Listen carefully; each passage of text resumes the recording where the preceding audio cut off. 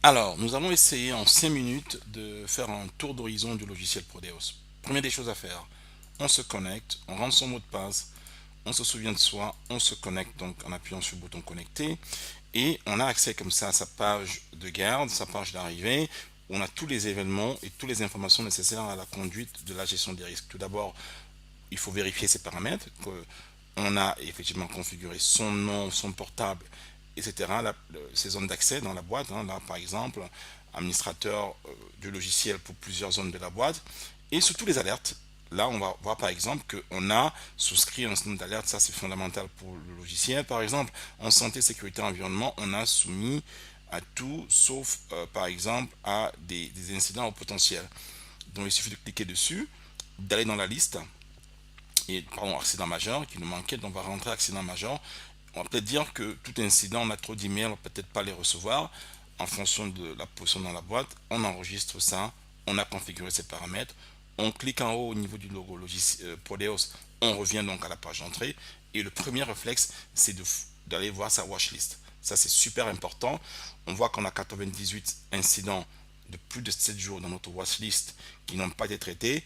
C'est beaucoup. Il y a zéro qui ont été créés par nous-mêmes, mais en dehors de nous, il y a beaucoup de collègues qui ont créé des incidents qui n'ont pas été traités. Et si je suis un cadre de la boîte, j'ai besoin d'en savoir un peu plus. Donc je clique dessus, je vais me dérouler la liste. Il y en a plusieurs. L'idée, c'est de réduire cette liste. On va commencer donc par les plus graves, donc les catastrophiques et les majeurs. On va rechercher ces incidents-là.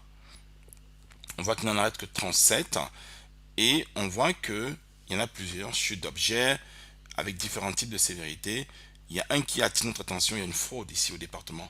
Alors, le logiciel gère également le fait qu'on peut bloquer un incident. Alors, ce qui est très intéressant, c'est que lorsqu'on balade la souris sous chaque incident, on a un peu plus la perte. Ça, c'est génial parce qu'on sait que si la perte a été rentrée, on peut savoir, on a une vision de ce qui se passe. Donc, on va prendre par exemple celui de la fraude. On n'aura pas accès parce que l'incident est interne. On ne veut pas que tout le monde ait accès. L'utilisateur, au moment de rentrer l'incident, l'a bloqué. C'est une très bonne capacité de logiciel. On va prendre la suite d'objets, qui est notre incident majeur. Là, on devait avoir accès à celui-là, puisqu'il est ouvert. On voit effectivement que c'est un incident on peut voir quand l'incident s'est passé. On peut rajouter une photo ou un document au cas échéant. Il y a eu des pertes qui ont été validées, presque 20 millions, parce qu'on a fait une connerie quelque part. Il y a eu une enquête qui a été faite avec beaucoup de négligence. On voit que pour certains, on a rentré des actions correctives, sauf qu'on n'a pas assigné les personnes. Donc on peut le faire rapidement en cliquant sur cette petite icône. On va choisir les personnes responsables et les personnes validatrices de l'action. C'est très simple à faire. On a une loupe, on clique dessus. On peut également rechercher si on va aller vite ou si on connaît le nom, on le tape.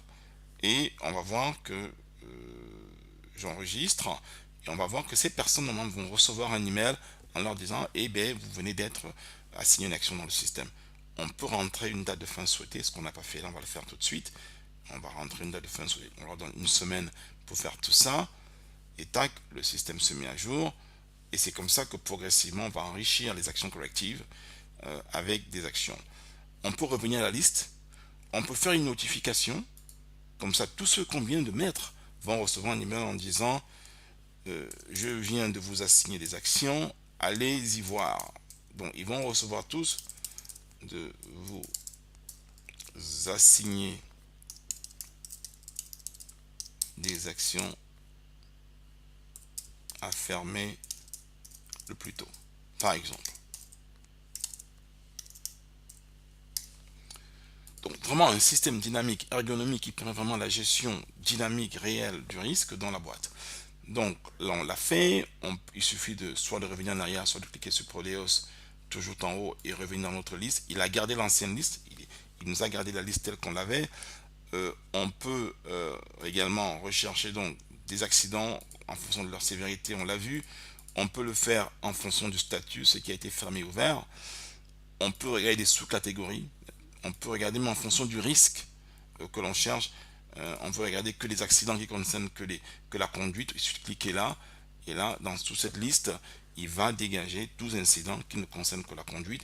Ça permet vraiment, soit à l'équipe de HSI, au HSE ou au management, d'avoir vraiment un vrai suivi des incidents avec tous les emails qui s'en vont de notifications, etc. Alors, donc ça c'est la partie entrée.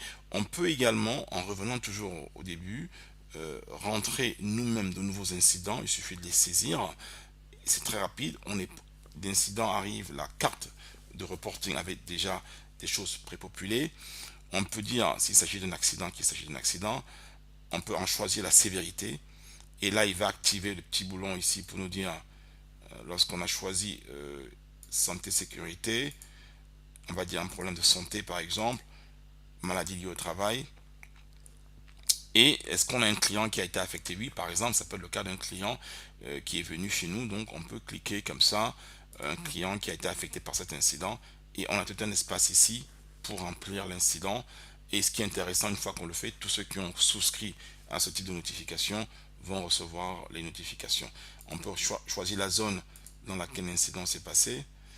Donc on a un accident sérieux, on a santé sécurité, et on peut donc choisir la date, et tout ça se fait très rapidement, et on peut, comme tout à l'heure on l'a vu, bloquer l'incident pour le faire être visible par certaines personnes de la boîte en fonction de la sensibilité de l'incident.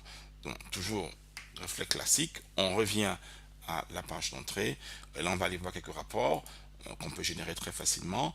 Le premier rapport, c'est le reporting, qui concerne comment est-ce que les employés rapportent des incidents dans la boîte. Très facile, on a la liste des employés. Le rapport sur les pertes, l'année passée, combien de pertes on a généré dans la boîte, même chose, très facile de clic, on a toutes les pertes. Le rapport sur les risques, quels sont les risques, etc. Et ça, c'est probablement le rapport le plus important, parce qu'il décline la pyramide. Ah, ce n'est pas une vraie pyramide dans le cas d'espèce. Il décline les raisons pour lesquelles on a des problèmes, donc c'est surtout la conduite, et quelles sont les causes en fonction des 5 whys qu'on a utilisé pour l'enquête. Donc, on est vraiment dans un système qui est intéressant. Quand on a un profil administrateur, on a tout le panneau bleu ici pour pouvoir, d'une part, rajouter des utilisateurs ou changer leurs caractéristiques ou leurs zones d'accès, ou désactiver des utilisateurs en fonction de différents types de situations.